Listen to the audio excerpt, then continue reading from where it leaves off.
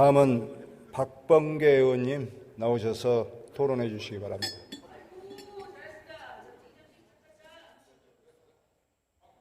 네, 잘해 주십시오.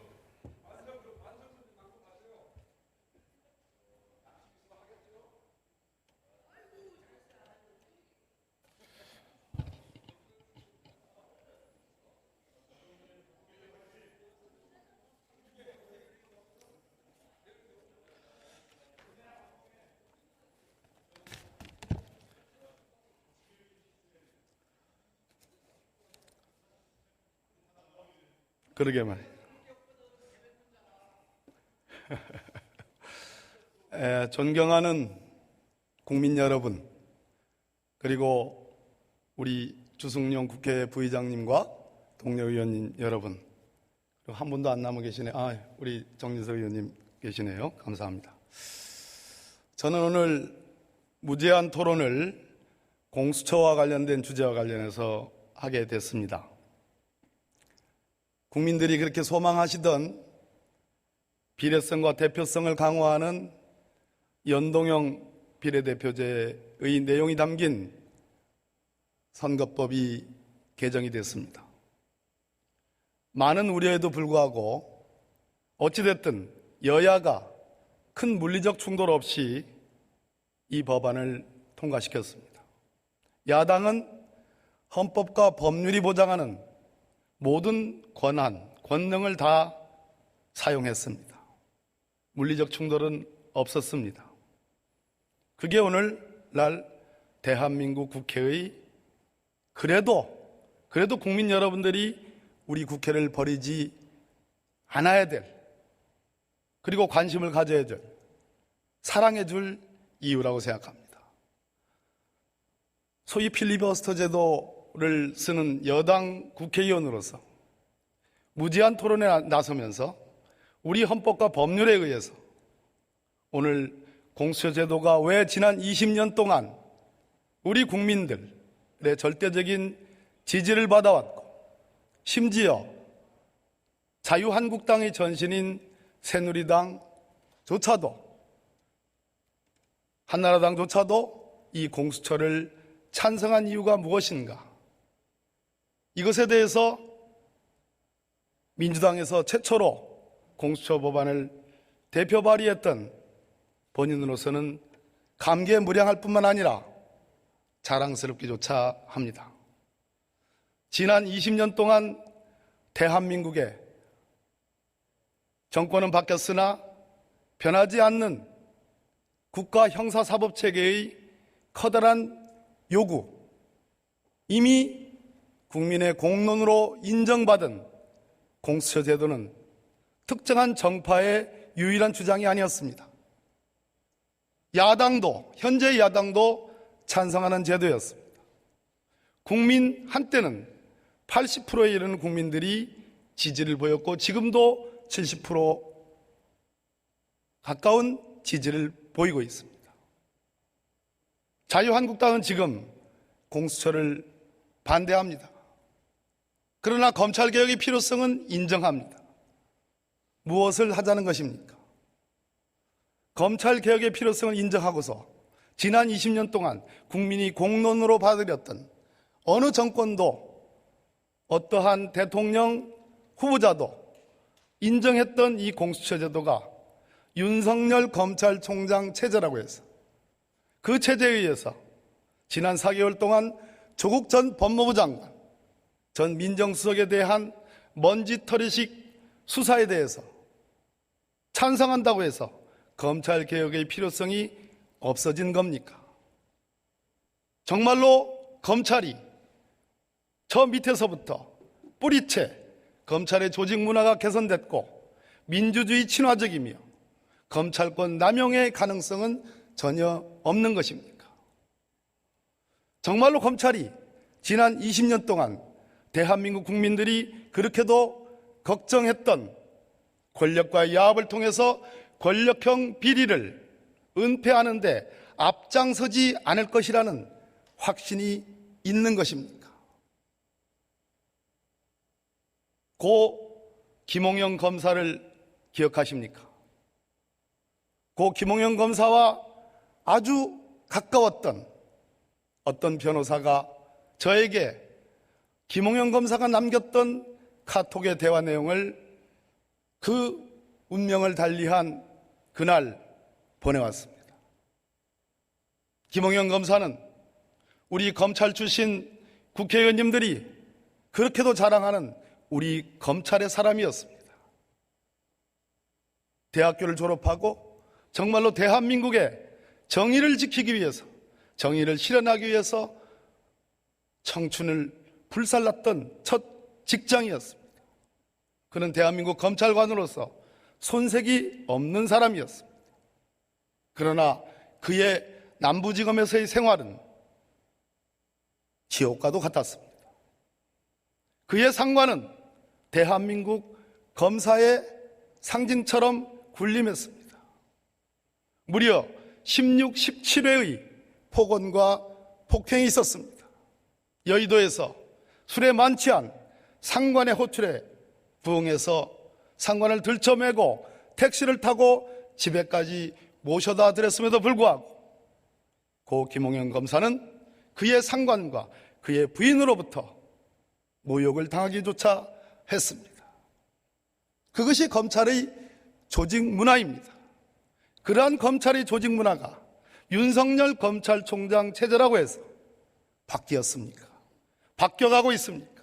아니, 지금 우리 국민들은 검찰이 권력과 야합해서 권력형 비리를 은폐하는 기관으로서의 걱정이 아니라 이제 검찰은 대통령 위에 대통령보다 더 강한 힘과 우월적 작용을 통해서 대한민국 국민들이 직접 뽑지 않은 그 검찰총장과 검사들에 의한 지배, 법의 지배가 아니라 검사들에 의한 지배를 걱정하고 있습니다.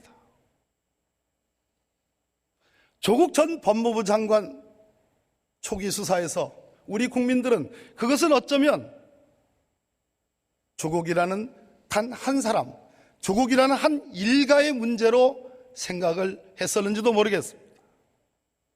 그러나 그 수사가 4개월째 이어지고 있습니다. 75일, 70일, 4개월, 이 기간의 차이가 무엇인 줄 아십니까? 23번, 46번, 80번, 이 숫자가 무엇인 줄 아십니까? 문재인 정부 들어서서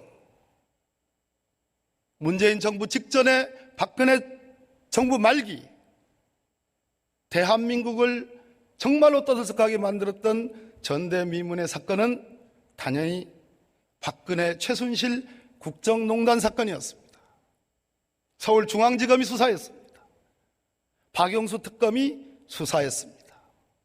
그리고 그 이후에 문재인 정부의 윤석열 검찰총장 체제에서 사법농단 수사가 있었습니다. 양승태 전 대법원장을 비롯한 많은 고위법관들이 사법 처리되고 있습니다. 법원에 재직했던 국회의원으로서 참으로 민망하고 송구한 일입니다. 그러나 그 전대미문의 박근혜 최순실 국정농단이나 전대미문의 양승태 사법농단 사건도 불과 수사기간은 75일, 70일에 불과했습니다. 전가의 보도처럼 사용하는 압수수색은 박근혜 최순실 국정농단 23번, 양승태 사법농단 46번에 불과했습니다. 조국 전 법무부 장관 일가에 대한 압수수색은 지금 울산 사건까지 포함해서 80여 회가 넘는 것으로 추산되고 있습니다. 법위의 성역은 없습니다. 그러나 한 일가에 대해서, 한 사람에 대해서 이다지도 모질게 이렇게 오랜 동안 헌법이 금하고 있는 과잉금지 원칙을 위배하면서까지 수사하는 것이 과연 정당한 것이냐에 대한 국민적 의문이 있습니다. 처음에는 조국 전 법무부 장관 일가에 붙여지고 있는 여러 의혹들을 엄정하게 수사하라는 그러한 요구도 있었던 것이 사실입니다. 그러나 지금 우리 국민들의 상당수는 어쩌면 저렇게 전가의 보도처럼 휘두르고 있는 저 무지막지한 검찰권의 행사가 평온한 나의 가정을 깨트릴 수도 있다라는 위험성을 국민들은 깨닫기 시작했습니다. 그것이 권력을 쥐었다고 해서 만이 아니라 중앙에서 지방에서 많이 배운 사람이나 적게 배운 사람이나 돈이 많은 사람이나 돈이 적은 사람이나 어쩌면 검찰권의 칼날 위에 나도 언젠가는 내가 알지 못하는 사이에 쓸 수 있다는 그런 위험성, 그 위험성을 국민들이 자각하고 있습니다. 오늘 본의원은 우리 검찰이, 대한민국 검찰제도가 어떻게 검찰권이 집중되어 있는지, 그로 인한 남용이 어떻게 있었는지, 그래서 검찰개혁의 방향이 어떠한 쪽으로 가야 하는지, 문재인 정부 들어서 윤석열 검찰총장을 탑으로 하는 수사가 정상적으로 이루어지고 있는지, 특히 헌법상의 과잉 금지의 원칙이 지켜지고 있는지, 특히 어제 영장이 기각된 청와대 특감반에 대한 수사가 민주적 통제 원리에 적합한 것인지, 오늘 검찰 출신 국회의원께서, 야당 국회의원께서 자랑스럽게 얘기했던 검찰의 수사는 과연 누구도 통제할 수 없는 성역의 영역인지, 그래서 검찰개혁의 일환으로 제시된 공수처제도가 어떠한 특징과 장점을 갖고 있는지, 그리고 자유한국당을 비롯한 일부의 정치 세력이 얘기하는 공수처에 대한 모욕, 옥상옥, 독재기구화, 야당 탄압기구, 검경수사권 조정으로 족하다는 논의, 독소조항, 삼권분리 위배론 등등에 대해서 적절한 반론을 할까 싶습니다. 존경하는 국민 여러분, 대한민국 검찰이 얼마나 권한을 갖고 계신지 알고 있습니까? 대한민국 검찰은 전 세계에서 유례를 찾아볼 수 없는 6가지 권한을 갖고 있습니다. 그것도 그러한 권한을 전속적으로, 전유적으로 행사하고 있습니다. 검찰은 수사권을 갖고 있습니다. 경찰에 대한 수사 지휘권을 갖고 있습니다. 경찰도 수사권이 있다 하나 적어도 지금 패스트트랙에 태워져 있는 검경수사권 조정안이 통과되기 전까지는 제가 보는 견지에서 경찰의 수사권은 검찰 앞에, 호랑이 앞에 쥐에 불과합니다. 검찰은 수사권과 수사지휘권과 기소권을 갖고 있습니다. 공소유지권을 갖고 있습니다. 형 집행권을 독점하고 있습니다. 영장 청구권을 독점하고 있습니다. 문재인 정부 들어서 많이 달라지긴 했으나 여전히 법무부는 검찰 출신의 검사들이 활약을 하고 있습니다. 대통령의 고유한 권한, 국가 원수로서의 권한인 대통령의 사면권도 기실, 법무부가 사실상 가이드라인을 만들고 행사합니다. 이와 같은 6개, 7개의 권한을 집중적으로 독점적으로 갖고 있는 것이 대한민국 검찰입니다. 전 세계 어느 법제에서도 찾아볼 수 없는. 그렇기 때문에 권한이 집중되고 독점되고 그 권한이 과대화됐을 때 당연히 그 권한을 가진 개인이나 집단은 오만을 떨기 마련입니다. 남용하기 마련입니다. 검찰권 남용의 역사가 우리는 생생하게 기억합니다. 가장 최근의 일로 대한민국 법원은 김학의 전 법무부 장관에 대한 검찰의 고육지책의 수사 기소에 대해서, 이것은 공부를 제대로 해야 될 때, 학교 제대로 다녀야 될 때, 그때 제대로 공부하지 않고 학교 밖을 뛰쳐나가서 놀고 있다가 뒤늦게 엄마의 회초리가 무서워서, 아버지의 꾸지람이 무서워서 뒤늦게 한 억지 춘향의 수사와 기소 결과 공소시효가 만료됐기 때문에 처벌할 수 없다라는 판단을 내렸습니다.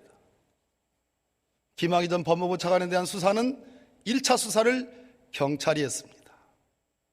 미진한 부실 수사였습니다. 2차와 3차 수사를 검찰이 했습니다. 면죄부 수사였습니다.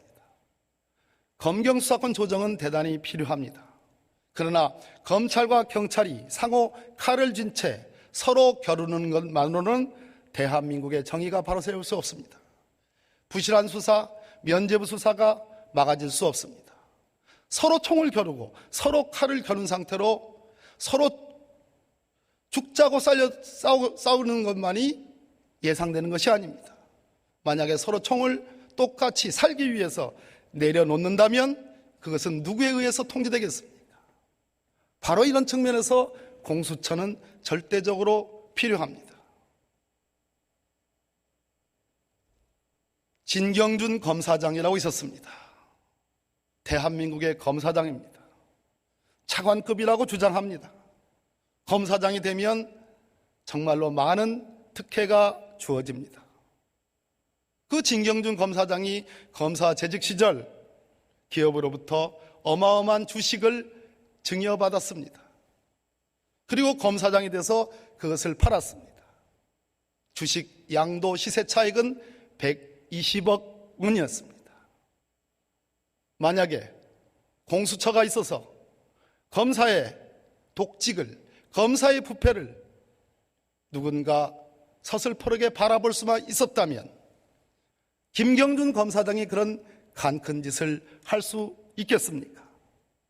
그러나 그 김경준 검사장은 초기 검찰의 감찰 칼날을 피해 나갔습니다. 120억 시세 차익이라는 국민적 비난에 직면하자 떠밀려서 감찰이 진행됐고 수사가 진행됐고 기소됐습니다. 그랜저 검사, 벤츠 여검사, 참으로 제가 제 입으로 입에 담기도 민망한 사건이었습니다. 어떻게 그렇게 좋은 차가 등장합니까? 그랜저 주고 벤츠 주는 현직 검사한테 그렇게 사랑스러워서 벤츠 주고 건설업자가 그랜저로 청탁하고 그런 일이 대한민국 국가기관 중에 어떤 기관이 그런 일이 가능하겠습니까? 통제받지 않는 권력, 누구도 엿볼 수 없는 권력, 누구도 타이를 수 없는 권력, 그것이 바로 검찰의 현주소였고 그렇기에 이러한 검사의 비리가 양산되었습니다. 오늘 야당 국회의원들께서 공수처를 만드는 것은 표적 수사를 하기 위한 것이다. 대통령이 독재를 하기 위한 것이다. 야당 국회의원들을 탄압하기 위한 것이다. 등등의 말씀을 쏟아내고 있습니다. 그라마를 가장 핵심적으로 하시는 분들은 제가 보기에는 검사 출신 국회의원이십니다. 저는 경험해보지 못했습니다. 저는 표적 수사를 경험해보지 못했습니다. 제가 수사를 해본 적이 없습니다. 그러나 검사 출신 국회의원들이 표적 수사를 그렇게 당연한 듯이 확신한다면 그것은 경험한 사람만이 얘기할 수 있는 것이라고 생각합니다. 존경하는 국민 여러분, 검찰개혁의 방향이 윤석열 검찰총장이 들어서서 문재인 정부의 가장 신임받던 조국 전 민정수석, 사정기관의 탑이라 할 수 있는 민정수석 비서관을 그리고 현직 법무부 장관을 수사한다고 해서 소위 권력과 가까운 분들을 수사한다고 해서 검찰개혁은 이제 필요가 없는 것이 되어버렸습니까? 검찰개혁의 방향은 권력과 야합해서 권력형 비리를 덮어주고 은폐하는 데만 있지 않습니다. 인정합니다. 적어도 윤석열 호가 지금 행하고 있는 수사는 그 수사의 비례성과 균형성의 관점에서 비판받을 소지가 있을지언정 권력에 대한 정말 칼을 마음껏 휘두르고 있다라고 인정합니다. 그렇게 대통령께서 윤석열 검찰총장을 임명할 당시에 살아있는 권력에 절대 굴복하지 마라 하는 그것을 잘 실천한 듯도 합니다. 그러나 검찰개혁의 방향은 그것만은 있지 않습니다. 제가 2003년 고 노무현 대통령님 현직 대통령 당시 초대 민정이 비서관으로서 검찰개혁을 그 나름대로 설계를 할 당시, 그 당시 민정수석 비서관이 현재의 대통령이신 문재인 대통령님이셨습니다.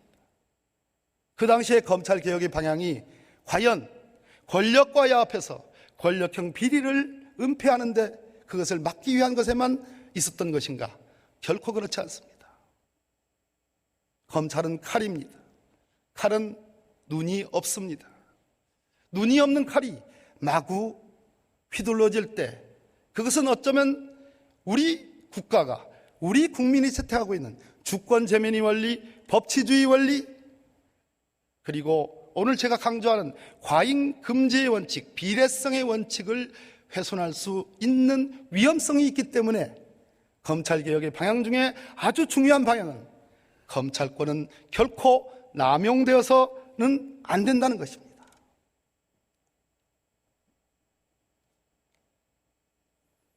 검찰권의 남용은 이제 우리 국민 보편적인 정서와 보편적인 바람이 됐습니다.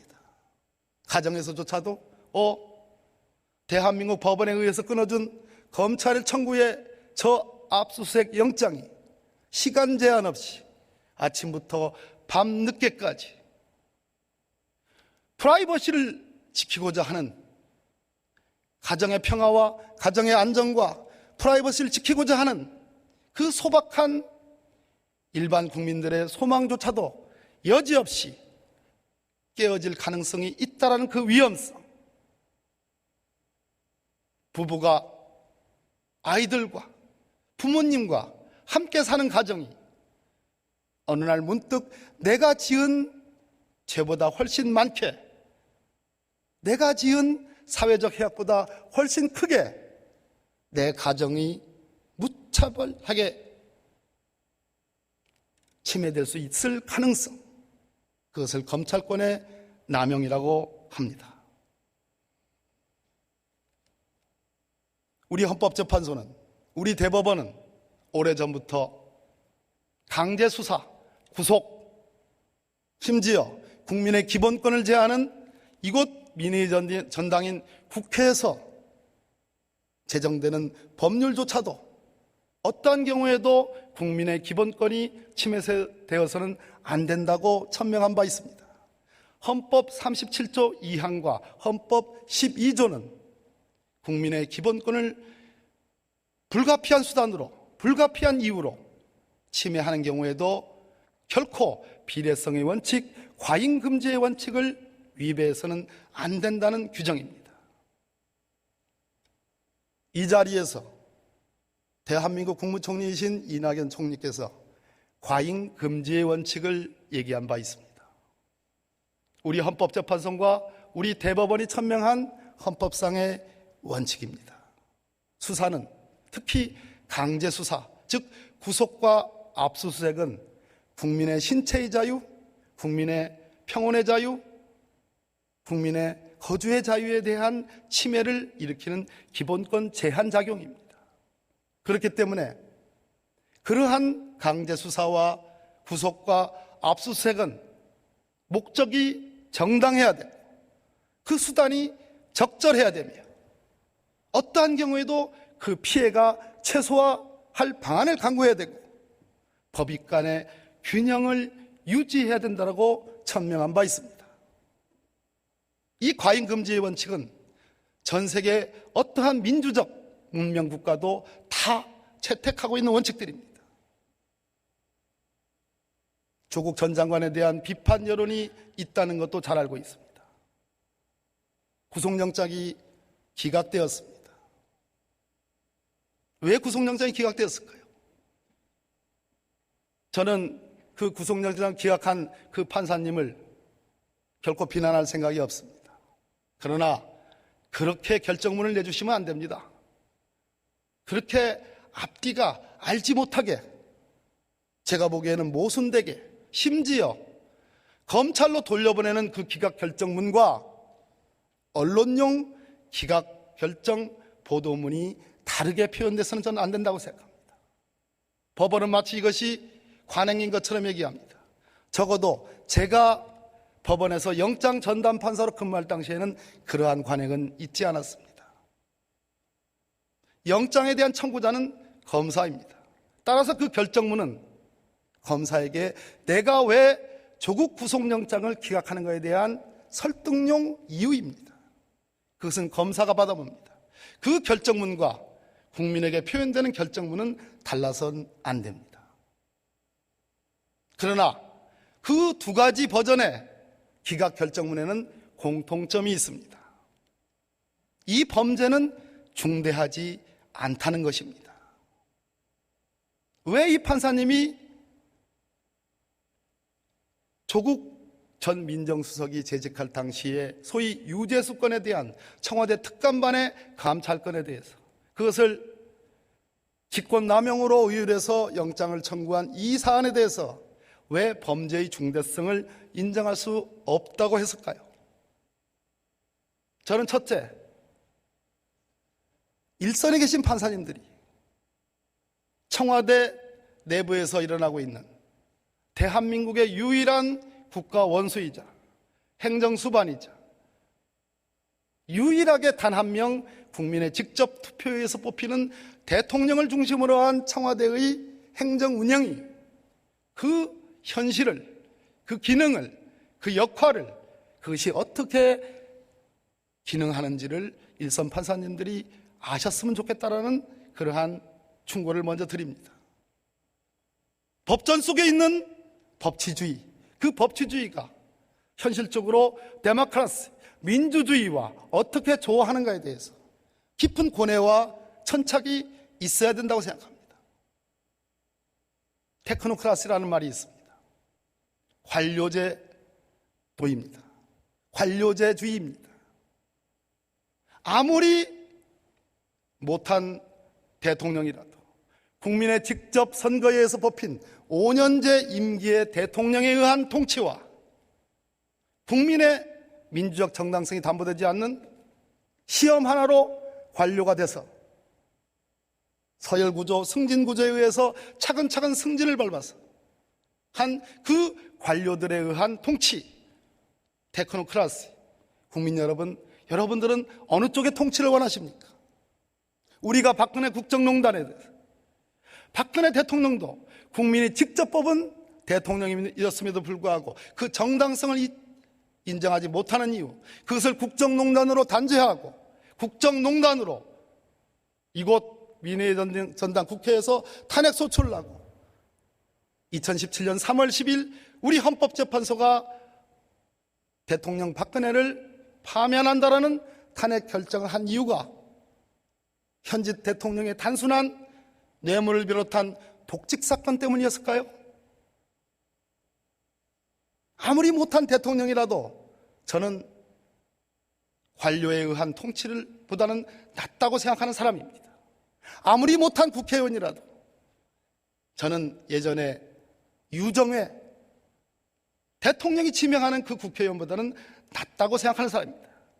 그것이 민주적 정당성입니다. 임기제에 의해서 국민들의 실질적인 소환을 4년 뒤에 늘 기다리고 있는, 5년 뒤에 기다리고 있는 대통령과 국회의원은 그래서 적어도 존경받지는 못할지라도 폄훼돼서는 안 된다고 생각하는 사람입니다. 국민 여러분, 데모크라시를 원하십니까? 테크노크라시를 원하십니까? 관료에 의한 통치를 진정 수용하고 싶으십니까? 어느 누구에게도 책임지지 않는 직업 공무원 제도에 의해서 임기도 보장되고 신분도 보장되고 파면에 의해서 탄핵에 의해서 외에는 결코 손을 볼 수 없는, 국민이 손을 볼 수 없는 그 직업 관료에 의한 통치를 결코 수용할 수 있겠습니까?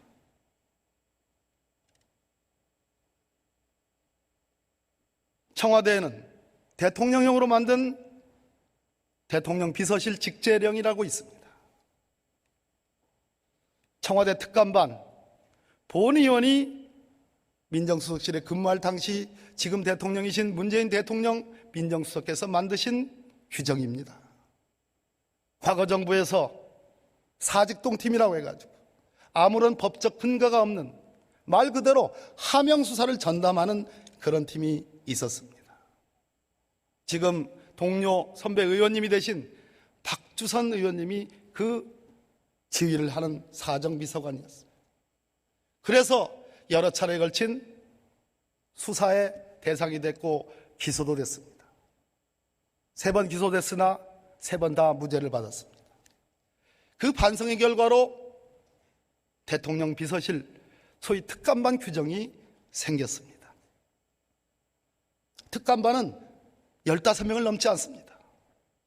지금 검찰이 특감반에서 했던 유죄수에 대한 감찰권이 직권남용이요 직무유기라고 의율하는 것은 대통령을 칼날 위에 세우는 것입니다. 대통령 보고 국민이 직접 뽑은 민주적 정당성이 있는 대통령 보고 주권의 위임자로서 대통령의 권한을, 권능을, 통치 권능을 제대로 행사하지 말라는 요구입니다. 제가 아까 문재인 대통령 다르고 박근혜 대통령 다른 것이냐라고 만약 질문하신다면 박근혜 대통령의 뇌물수뢰와 같은 100억에 가까운 액수의 뇌물수뢰와 같은 독직이 문제가 아니라 문제가 되지요.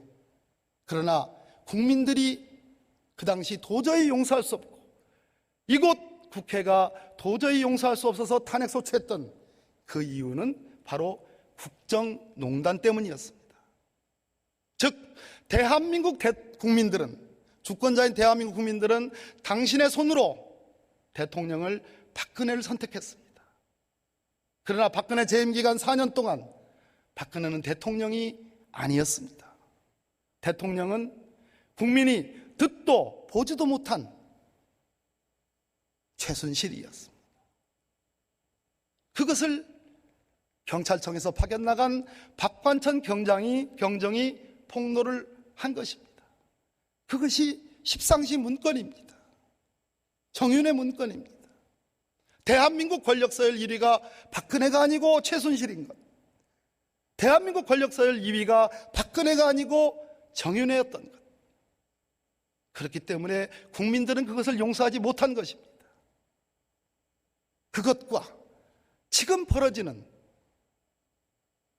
이 일과 어떻게 비교가 가능하겠습니까? 존경하는 국민 여러분, 불법의 평등이라는 말이 있습니다. 지금 거리에 나가보십시오. 오늘 아침 간밤에 드셨던 술로 음주운전 단속에 혹시 내가 술이 덜 깨가지고 걸리는 거 아닌가 하는 그러한 두려움을 안고 출근하시는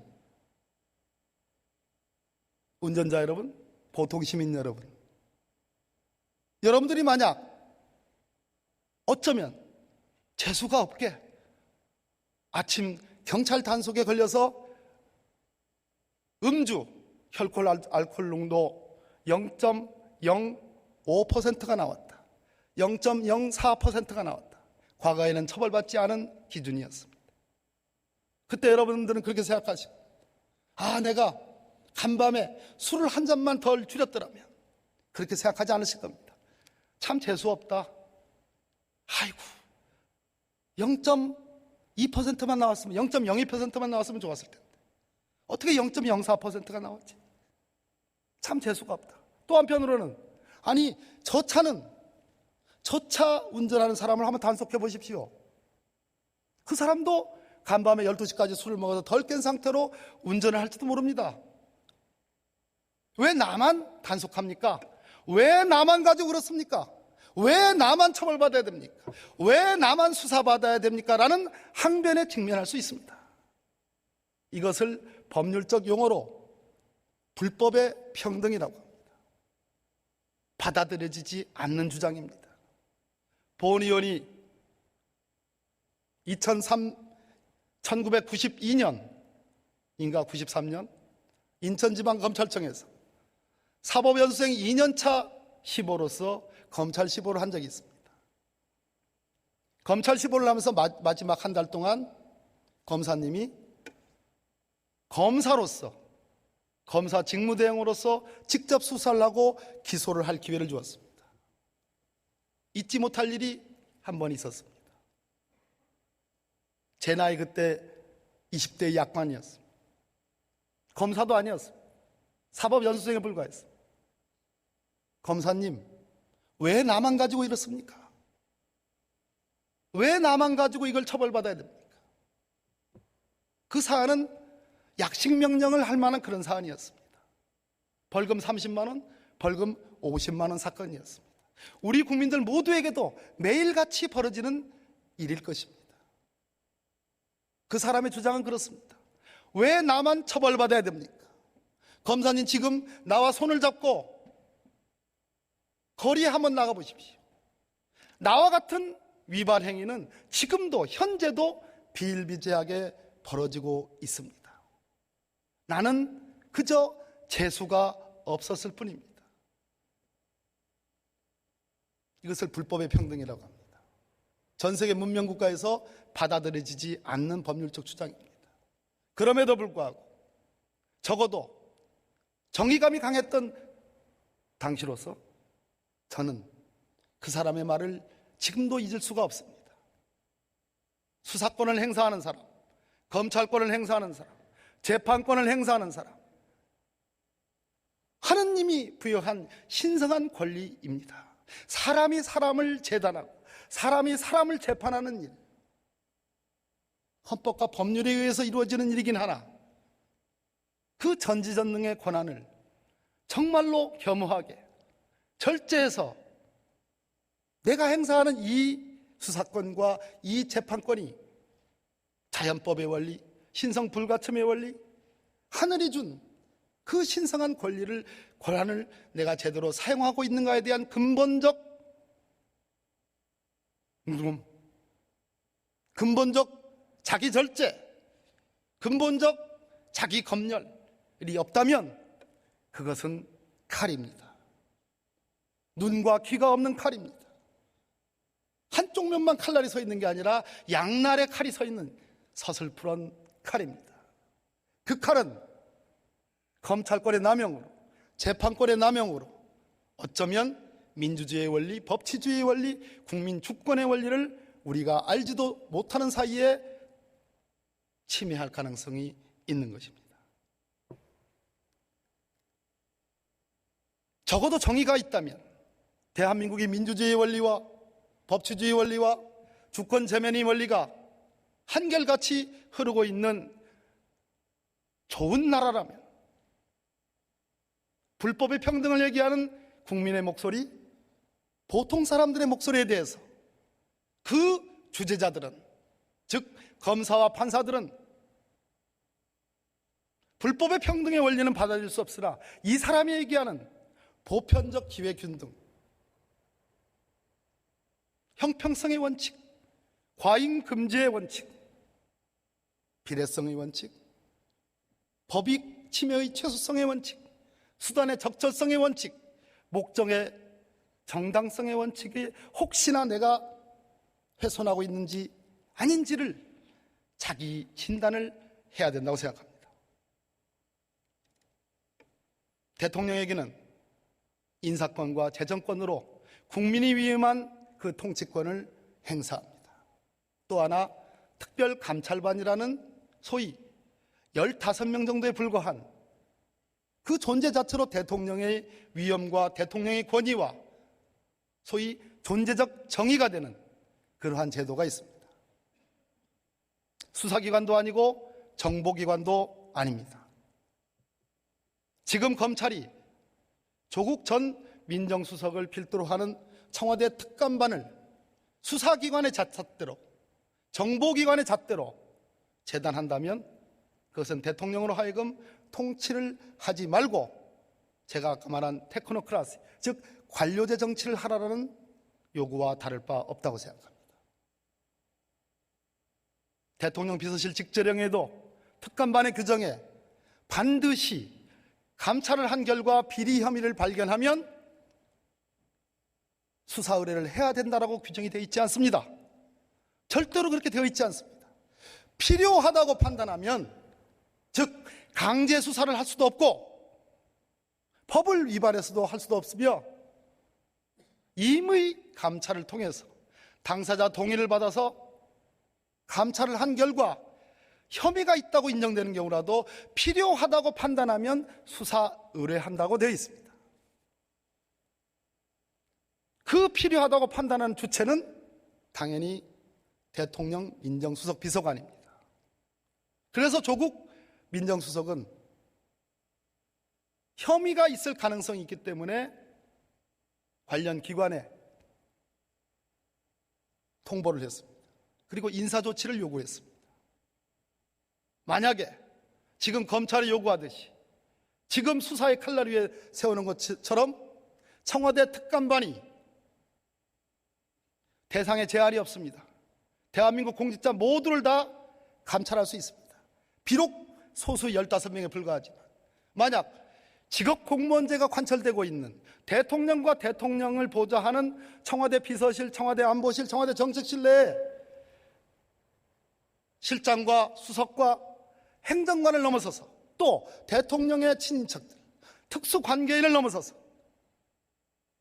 직업 공무원 제도가 관철되는 모든 공무원을 대상으로 청와대 특별감찰반이 감찰을 할 수 있고, 그 감찰의 결과 탐지한 첩보에 근거해서 범죄의 유무를 판단하고 범죄의 혐의가 있다고 판단되는 경우에 즉각적으로 수사 의뢰하는, 그래서 그 수사 의뢰받은 검찰로서는 하명수사라는 이름으로 정말로 세게 수사하는 구조가 검찰이 요구하는 것이라면, 저는 청와대를, 대통령을, 또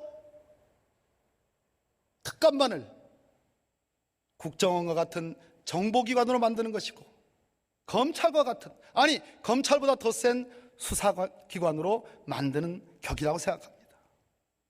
검찰은 그것을 원하십니까? 앞으로 이 사건을 기준으로 해서 청와대 특감반에 두 가지의 흐름이 있을 겁니다. 첫째는 내가 무슨 영광을 본다고 청와대 특감반에 파견 나갔다가 돌아온다고 해서 1계급 특징이 될 가능성이 반드시 보장되지도 않는데, 내가 무슨 영광을 본다고, 내가 무슨 대단한 권력을 행사한다고 청와대 특감반에 검찰과 경찰과 국세청과 등등이 아주 유능한 에이스 수사관들이 파견을 원하겠습니까? 잘해봤자 말 그대로 잘못하면 쇠고랑 차는데 그러한 특감반을 지원해서 가겠습니까? 그러한 특감반장을 하겠습니까? 대통령 민정수석 비서관이 자랑스러운 자리가 아니라, 명예스러운 자리가 아니라, 대통령을 보좌하는 사람으로서 정말로 끝도 없는 영예의 자리가 아니라, 검찰이 칼날 위에서 검찰이 맘만 먹으면 언제든지 사법 처리할 수 있는 그러한 지위라면, 대통령의 권능, 대통령의 권한, 대통령의 통치는 무엇으로 합니까? 이런 흐름이 있을 것입니다. 다른 흐름은 정말로 무서운 일입니다. 도, 개, 걸, 윤, 모. 도는 도고 개는 개다. 우리말에 도찐 개찐이라는 말이 있는데, 도찐 개찐이 아니라 도는 다르고 개는 다른 것이다. 엄연히 다른 것이다. 좋습니다. 지금부터 문재인 정부, 문재인 청와대 특감반은 대한민국 최정의 요원들로 선발하고, 대한민국 최정의 요원들로 하여금 지금 우리가 만들고자 하는 공수처도 아니고, 지금 우리가 만들려고 하는 검경수사권 조정도 아닌 대통령의 권능하에, 대통령의 위력하에, 대통령의 위세하에 모든 공직자들을 다 수사기관만큼 감찰하겠다라고 나오면 그러한 나라가 정상적인 나라입니까? 검찰은 그러한 나라를 진정으로 원하는 것입니까? 그렇기 때문에 이번 유재수건 감찰과 관련해서 조국 구속영장에 대한 청구가 기각된 것이라고 저는 생각합니다. 우리 동부지법에 계신 그 영장전담 판사님의 고매한 뜻을 내 모르는 바 아니나 그러나 그럼에도 불구하고 이 기각 결정문의 두 가지 버전, 표현을 달리하는 것, 또 한편으로는 검찰의 손을 들어주는 것 같기도 하고, 또 한편으로는 피해자가 된 조국 전 법무부 장관의 손을 들어주는 것 같기도 한 이 애매모호한 결정문의 유감을 표해둡니다. PPT를 조금 보시겠습니다.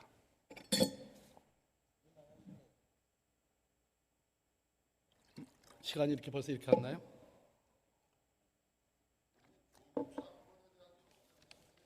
자,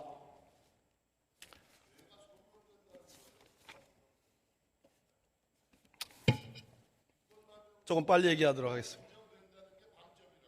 네, 선배님, 알겠습니다. 이 PPT를 보십시오. 정부조직법 법무부 조항입니다. 법무부 장관 소속으로 검찰청을 둔다고 되어 있습니다.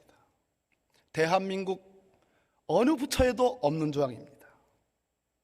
국민 여러분, 존경하는 동료 의원 여러분, 국방부 장관은 3군 참모총장을 군정과 군령에서 지휘권이 있습니다. 그럼에도 불구하고 국방부에는 이와 같은 규정이 없습니다. 국방부 장관 소속하에 3군을 둔다는 규정 없습니다. 법무부 장관 소속하에 검찰청을 둔다고 되어 있습니다. 검사에 관한 사무를 관장하기 위해서. 다음 보실까요? 검찰청법에 법무부 장관은 검찰 사무의 최고 감독자로서 일반적으로 검사를 지휘 감독하고 구체적 사건에 관해서 검찰총장을 지휘 감독한다고 되어 있습니다. 다음 볼까요? 아니, 그 앞에요. 검사의 직무. 검사의 직무 규정 한번 보세요. 예. 검찰청법에 검사는 공익의 대표자라고 되어 있습니다.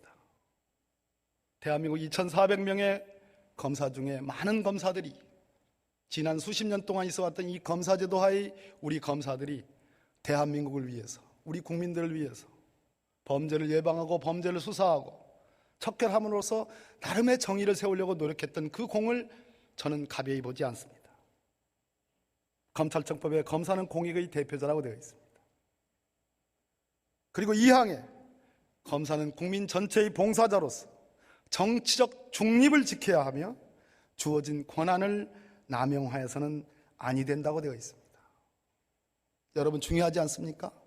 왜 유독 법무부 장관 소속하에 검찰청을 두고 법무부 장관은, 대통령이 임명하는 정무직 공무원인 법무부 장관은 일반적으로 검사를 지휘 감독하며 구체적 사건에 관해서 검찰총장을 지휘뿐만 아니라 감독한다는 규정을 뒀고, 검사는 공익의 대표자로서 검사는 정치적 중립을 지켜야 되고 권한을 남용해서는 아니 된다는 이 규정을 뒀을까요? 이 규정이야말로 민주적 통제 원리를 얘기한 겁니다. 제가 오늘 1시간 넘게 국민 여러분들께 말씀드린 검사가 갖고 있는 그 대단한 6가지 권한은 집중되어 있고 집중되어 있기 때문에 남용의 소지가 있었고 실제로 남용된 사례가 있었기 때문에 언제나 그 검찰권은 남용되어서는 안 된다는 것. 그 남용의 여지를 막기 위한 최소한의 방법이, 최소한의 방도가 대통령에 의해서 임명된 정무직 공무원인 법무부 장관이 지휘 감독하도록 되어 있고 법무부 장관 소속하에 검찰청을 둔다는 규정을 뒀다는 것. 검찰을 옹호하는 몇몇의 학자들이 또 검사 출신의 변호사들이 얘기하는 주장 중에 수사의 독립성을 얘기합니다. 미안한 얘기지만 대한민국 헌법과 법률 어디에도 수사의 독립성은 규정이 없습니다. 정치적 중립성과 권한남용 금지만 있을 뿐입니다. 왜 수사의 독립성이 없고 정치적 중립성을 강조했을까요? 반대로 이걸 한번 보시겠습니까? 바로 공수처입니다. 이 대단한 조항, 수사처는 공수처 제3조 수정안 2항에 수사처는 그 권한에 속하는 직무를 독립하여 수행한다 이렇게 되어 있습니다. 독립하여 수행한다. 직무를 독립하여 수행한다. 헌법에 있는 규정입니다. 딱 두 기관만 되어 있습니다. 대한민국 법원입니다. 법관은 헌법과 법률과 양심에 따라 독립하여 심판한다고 되어 있습니다. 감사원법에 한번 보실까요? 감사원 조항. 감사원은 대통령 소속으로 하되 직무에 관해서는 독립의 지위를 가진다. 감사원의 독립성이 최대한 존중되어야 한다. 대한민국 법률은 우리 국회가 만듭니다.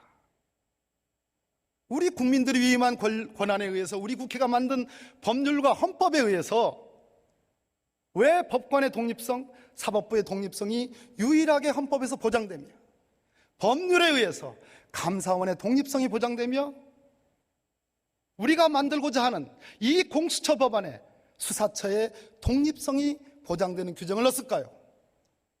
반대로 왜 검찰에 대해서는 민주적 통제 규정이 있을지언정, 정치적 중립성 규정은 있을지언정 수사의 독립성 규정은 왜 없을까요? 수사의 본질을 정확히 지적한 측면입니다. 제가 말씀드린 과잉 금지의 원칙을 위배한 수사는 수사가 아니고 칼질이기 때문입니다. 칼질을 자랑스러워하지 마십시오. 눈과 귀가 없는 칼질은 민주주의의 해악이 될 수 있습니다. 공수처에 대한 여러 장점과 공수처에 대한 여러 모욕들이 있습니다. 수사의 독립성은 지금 말씀드렸습니다. 이것도 모자라서 이번 수정안에는 대통령과 대통령을 보좌하는 분들에 의한 수사관여 금지 규정까지 뒀습니다. 무슨 대통령이 독재기구 한다는데 대통령이 만약 이 규정에 위배해서 공수처에 일말이라도 관심을 표한다면 즉각적으로 현재의 검찰 수준이라면 현재의 검찰의 이런 정도의 강경한 분위기라면 대통령을 즉시 수사한다고 나설 겁니다. 문재인 대통령이 일이 그렇게 없습니까? 문재인 대통령이 그것을 이해하지 못할 분이십니까? 아니, 문재인 대통령만이 아니라 어느 대통령이 공수처에 이러한 수사의 독립성, 관여 금지 조항이 서슬프하게 살아있는데 공수처 수사를 어떻게 관여합니까? 어떻게 독재기구합니까? 25명의 전국 지청 중에서도 작은 지청 규모의 이 공수처 조직으로 어떻게 독재기구를 만듭니까? 그러면 거꾸로 6대, 7대 권한을 독점하고 있는 검찰은 전국의 고검, 5개 고검, 수많은 지검, 아니 수많은 지청 규모에서 그러면 독재기구화하고 있단 말입니까? 언제든지 마음만 먹으면 검찰은 대한민국을 독재로 그렇게 통치할 수 있다고 하는 그런 발상입니까? 이 일반 작은 지청에 불과한 공수처가 독재기구가 된다는 얘기는 정말로 말이 안 됩니다. 옥상옥, 지붕이 지붕 같아야지라는 국민들의 비판을 달게 받으십시오. 그동안에 대한민국의 사정의 중추기관으로서 대한민국의 정의를 실현하는 기관으로서 검사들이 부패에 오염되지 않고 정의를 실현하는 국민의 충실한 공복자로서 공익의 대표자로서 정치적 중립성과 권한남용을 하지 않았더라면 그 지붕 위에 또 다른 지붕을 세우는 것이 국민들에 의해서 20년 동안 받아들여질 수 있겠습니까?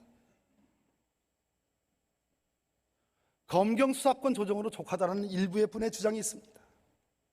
검경 수사권 조정은 확실히 지난 수십 년 동안 대한민국 경찰관들이, 대한민국 경찰 조직이 우리는 수사를 하지만 우리의 수사는 우리의 이름이 아닌, 우리의 레터가 아닌, 우리의 상표가 아닌 수사일 뿐이고 그저 검찰에 의해서 주문받은 가공수사였을 뿐이다.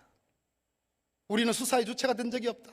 한 번도 이 굴종의 굴레를 벗어난 적이 없다라는 대한민국 14만 명의 경찰관들이 부르짖었던 요구입니다. 그리고 국민이 이에 화답하고 있습니다. 그러나 검경 수사권 조정만으로 과연 대한민국의 수사 정의가 보장된다고 생각하십니까? 똑같이 칼을 주어진다고 해서 열심히 정의를 위해서 칼을 쓰는 것이 아니라 칼을 쥐고 있는 자 서로 두렵기 때문에 조용히 칼을 내려놓고 암묵적으로 서로 봐주기 수사를 한다면 그것은 누가 통제합니까?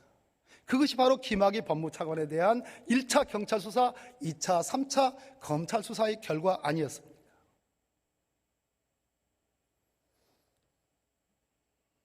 마지막으로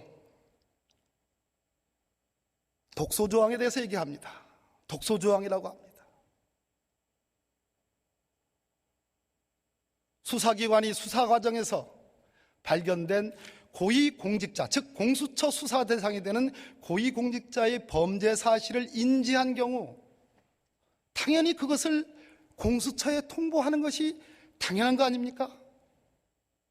권한은, 직무 관할을 공수처의 전속적 관할로 해놓고 검찰이 수사하다가 공수처의 수사 대상이 되는 고위공직자의 범죄 사실을 적발했을 때 그것을 전속적 관할로 갖고 있는 공수처장에게 알려주는 것은 지극히 소위 현대민주주의 국가에서 기능적인 분화입니다. 당연한 기능적 조화입니다. 그것을 넘겨받은 공수처장이 공수처가 수사를 할 건지 말 건지를 수사 규칙으로 정합니다. 그것마치 이성적인 게 어디 있습니까? 암장을 한다? 아니, 검찰이 수사하다가 그 고위공직자와 관련된 범죄 사실을 인지해가지고 그것을 다 정보화해가지고 문서로서 만들어 놓은 것인데 그것을 수사하라고 알려주는 의미에서 공수처장에 보냈는데 공수처장이, 공수처의 검사들이 그것을 싹 뭉개버린다? 암장한다? 가능한 일이겠습니까? 감찰을, 수사도 아닌 감찰을 중단했다는 이유로 지금 직권남용으로 영장 청구하지 않았습니까? 그것이 윤석열 검찰총장을 지휘하는 대한민국의 검찰의 현실 아닙니까? 어떻게 함정할 수 있습니까? 보낸 기관에 문서와 기록이 남아있는데요. 그런 거짓말은 하지 않았으면 좋겠습니다.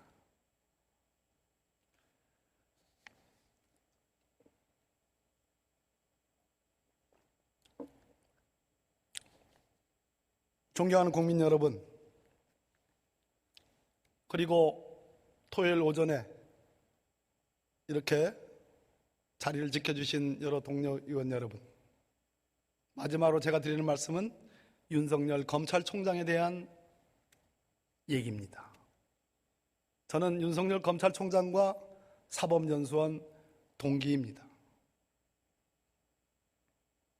윤석열 검찰총장이 국정원 댓글사건 수사팀장으로서 당시 황교안 법무부 장관의 의사와 의지를 뿌리치고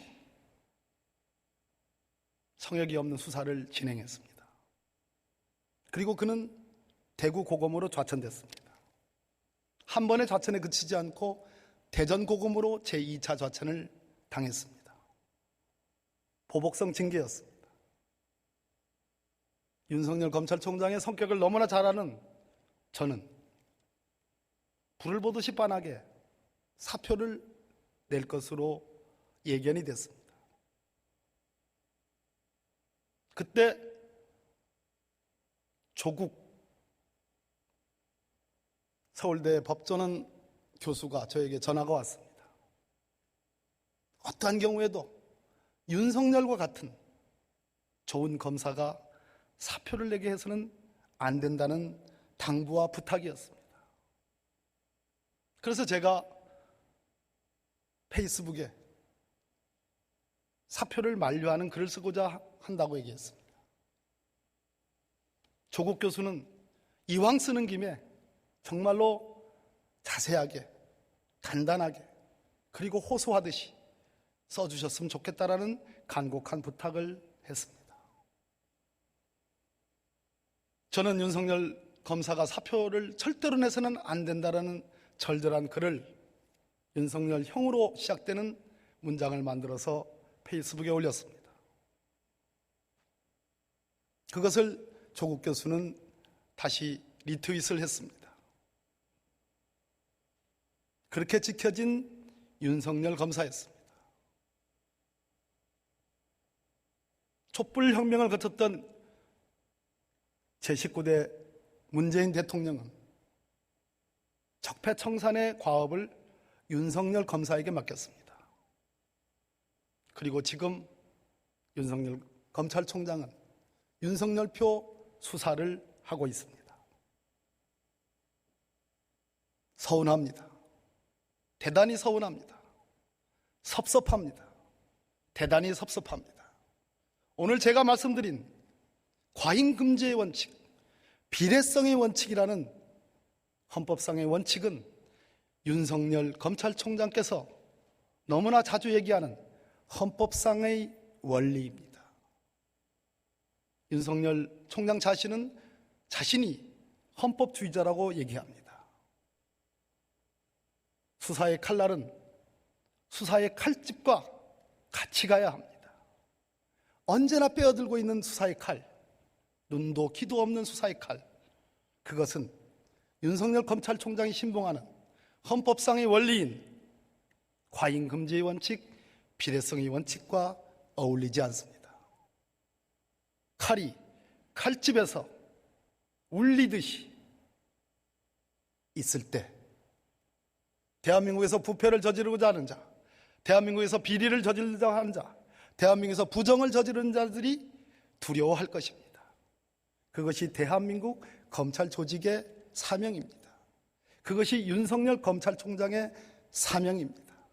그러나 지금 제가 보는 견지에서 여당 국회의원으로서가 아니라 2003년부터 지금까지 한시도 검찰개혁을, 공수처를 내려놓지 않았던 제가, 저보다 나이가 많으신 동기 윤석열 검찰총장께 드리는 고언입니다. 지금 한번 되돌아보십시오. 총장께서 신봉하는 헌법상의 원리와 헌법주의가 지금 구가하고 있는 수사와 진정으로 좋아하고 있는 것인지 한번 가슴에 손을 얹고 되짚어 주시기를 간곡히 부탁드립니다. 꽤 많은 시간을 들여서 말씀을 드렸습니다.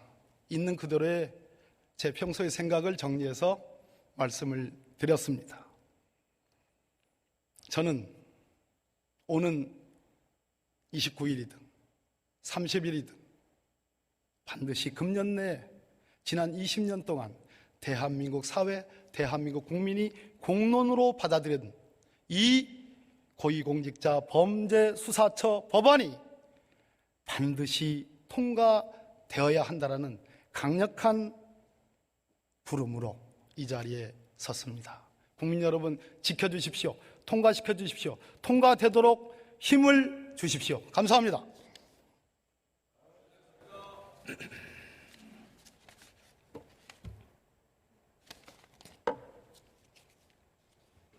박범계 의원님 수고하셨습니다. 잘 들었습니다.